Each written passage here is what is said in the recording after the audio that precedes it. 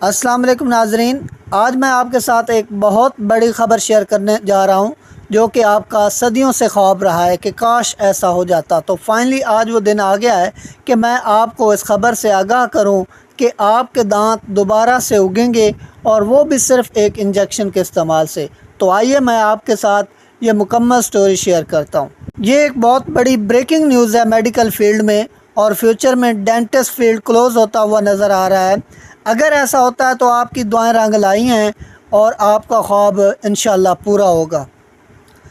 तो ये कहानी है जापान की एक यूनिवर्सिटी की जिसका नाम है क्योटो यूनिवर्सिटी जापान। इस यूनिवर्सिटी की बेस्ड फंडेड एक मेडिकल फार्मेसी जिसका नाम है टोरेजिम बायोफार्मा।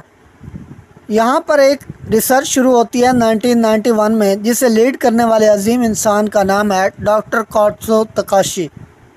ये 1991 में ग्रेजुएट हुए और इन्होंने ये पुख्ता अज़म किया कि मैंने दांत दोबारा उगाने हैं। इसलिए इन्होंने मॉलिक्यूलर बायोलॉजी को ज्वाइन किया और तब से इस रिसर्च में बिज़ी हैं। तब से लेकर अब तक कोई तकरीबन 20-22 साल का अरसा गुजर चुका है और अब जाकर हम इस रिज़ल्ट पर पहुँचे हैं कि हम दांत नए उगा सकते हैं। चूहों और न्योलों वगैरह पर रिसर्च काफ़ी हद तक कामयाब रही है और अब इंसानों पर इसके ट्रायल्स शुरू होने वाले हैं और फिर इनका इरादा ये है कि 2030 तक इंशाल्लाह हम ये मेडिसिन कमर्शियली अवेलेबल कर देंगे। Mechanism of action. अब हम बात करते हैं कि ये मेडिसिन काम कैसे करेगी। हमारे अंदर एक जीन होता है जो कि एक प्रोटीन प्रोड्यूस करता है जिसका नाम है USAG1। ये हमारे दांतों की ग्रोथ को स्टॉप कर देती है। मीन्स के रीजनरेशन, दांतों का जो दोबारा उगने वाला अमल होता है उसको स्टॉप कर देती है।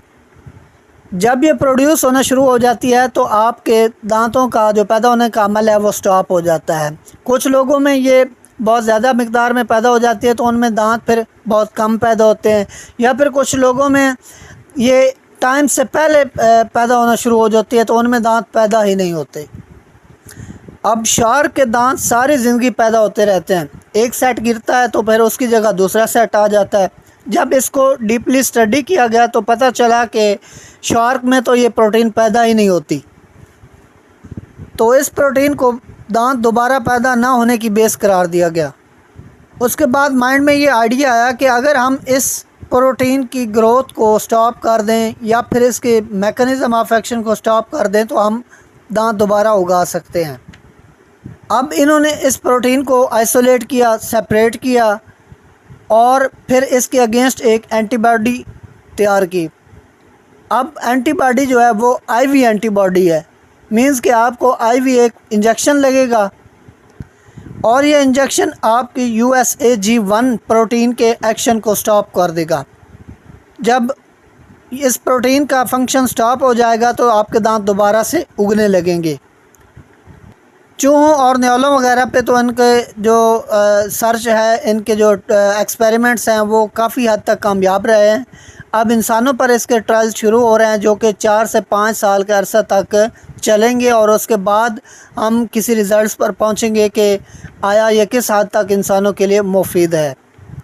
तो आप सब लोग दुआ करें कि इसके रिज़ल्ट्स इंसानों के लिए काफ़ी हद तक मुफीद साबित हों और अगर ऐसा होता है तो फिर तो भाई आपके वारे न्यारे हो गए और सारी परेशानियां ही ख़त्म हो गई। तो ये थी आज की वीडियो अच्छी लगे तो चैनल को लाइक, शेयर एंड सब्सक्राइब कीजिएगा। Thanks for watching video.